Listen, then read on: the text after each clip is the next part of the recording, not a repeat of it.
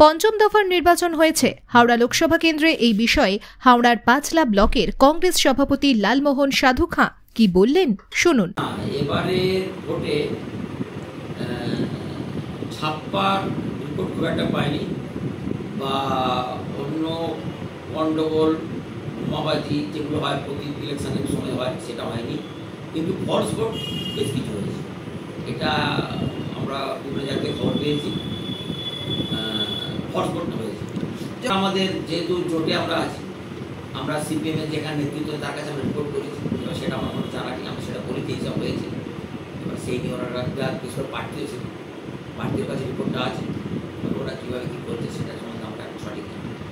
কী করবেন একটা জিনিস ভালো করে দেখুন, খুব একটু খেয়াল করুন, জোটের যারা প্রার্থী সে সিপিএমই হোক বা যে মানে কংগ্রেস হোক যাই হোক, তাদের ওপরে তৃণমূলের মানে টর্চার করেছে বা ঝামেলা করেছে যোগ্য, কিন্তু বিজেপির কোনো পার্টির ওপর কিন্তু কোনো রকম ঝামেলা হয়। এটার দ্বারা আমাদের মানে প্রশ্ন জাগছে, তাহলে কি দিদি মোদি সেটিং বাহ্যিক মানে বক্তব্য যাই হোক, কিন্তু কোথাও তো শুনিনি যে এরকম বিজেপির কোনো পার্টির ওপরে কোনো ঝামেলা হচ্ছে। মানুষ ভোটটা তার নিজের ভোটটা জিতে পেয়েছে। দিদি এখন বলছে শুভেন্দু অধিকারী গাদ্দার, মৃদুল চক্রবর্তী গাদ্দার। কেন? টিএমসি থেকে বিজেপিতে চলে গেছে, টিএমসি খেয়ে পরে মোটায় বিজেপিতে চলে গেছে। তাহলে কংগ্রেস থেকে যারা টিএমসিতে গেছে তাহলে তারা কারা? তাদেরকে দিদি কি বলবেন? তা গাদ্দারদের নিয়েছেন, তা গাদ্দাররা গাদ্দারি করুন, তো আপনার সঙ্গে কি করবেন? আপনি তো বেশ কংগ্রেস থেকে টিএমসিতে নিয়েছেন, তারা গাদ্দারি করেছে কংগ্রেস সঙ্গে। আর গাদ্দারদের নিয়েছেন, আর গাদ্দাররা আপনার সঙ্গে গাদ্দারি করে চলে গেছে, তারা গাদ্দার হয়ে গেল। এটা কি করে হয়? তাহলে কংগ্রেস থেকে যারা গেছে তারা কি? এই প্রশ্ন দিদির কাছে রাখলাম, উত্তরটা দেব। ফলস ভোট উঠতে প্রথম কথা হচ্ছে, যারা মারা গেছে বা যারা বিয়ে হয়ে অন্য জায়গায় চলে গেছে বা এখানে যারা বসবাস করেন, হয়তো কোনো দিল্লি ফিল্লি থাকে, তাদের নামটা রয়ে গেছে কিন্তু তারা আদৌ থাকে, সেই সবগুলোকে তালিকা করে এবং সেইগুলোকে নিয়ে ওই ভোটার লিস্ট থেকে তাদের নামগুলো কেটে বাদ দিতে হবে আগামী দিনে।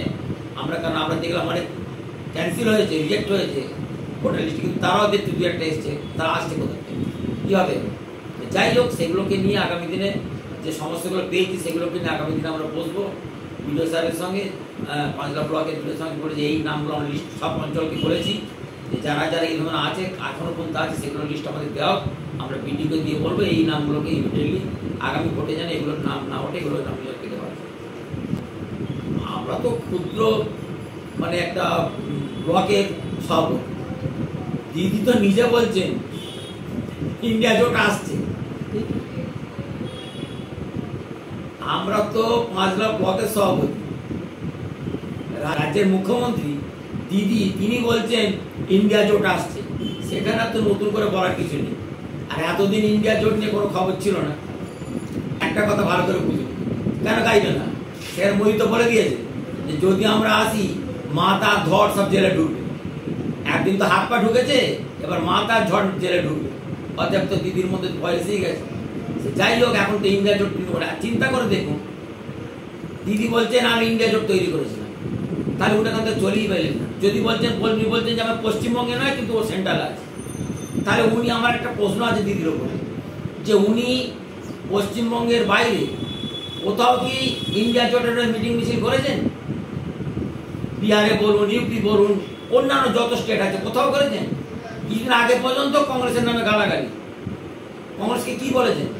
কংগ্রেস শেষ হয়ে গেছে, সাইনবোর্ড হয়ে গেছে, দূরবীন দিয়ে দেখতে হবে।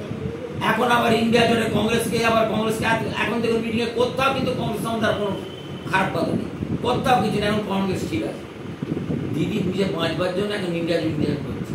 অতএব মানুষ তার এটাকে বুঝতে পারছে, যদি উনি বলুন না কেন সাধারণ মানুষ বুঝতে পারছে।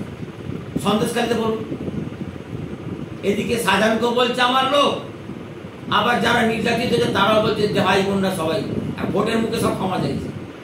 তার যদি তারা যদি কিছু না করে থাকে তার ল্যান্ডগুলো ফেরত দিচ্ছে না। যদি কোনো কিছু হয়ে না থাকে তাকে আমি বলছি ল্যান্ডগুলো সব যার ল্যান্ডগুলো ফেরত দিতে হবে, তার নিশ্চয়ই ঘটনা ঘটেছিল, তার জন্য তুমি ফেরত দিতে বাধ্য হচ্ছে। সে বলছে যে না ফেরত দিতে হবে। সারা পশ্চিমবঙ্গ জুড়ে এরকম সাজানো হয়ে আছে, সারা পশ্চিমবঙ্গ জুড়ে সন্দেশখালী হয়ে আছে। যেখানে জানতে পারা যাচ্ছে যে কোনো চাপা আছে, যারা মুখ খুলতে পারছে না চাপা আছে। যেদিন খুলে যাবে সেদিন কিন্তু সারা পশ্চিমবঙ্গ জুড়ে যখন মানে আওয়াজ উঠবে, সেদিন কিন্তু সমস্ত ব্যাপারটা জানা যাবে সারা পশ্চিমবঙ্গ ধরে কী তাণ্ডব তৃণমূল করে গেছে। Lalmohan Sadhukha, Malda block president.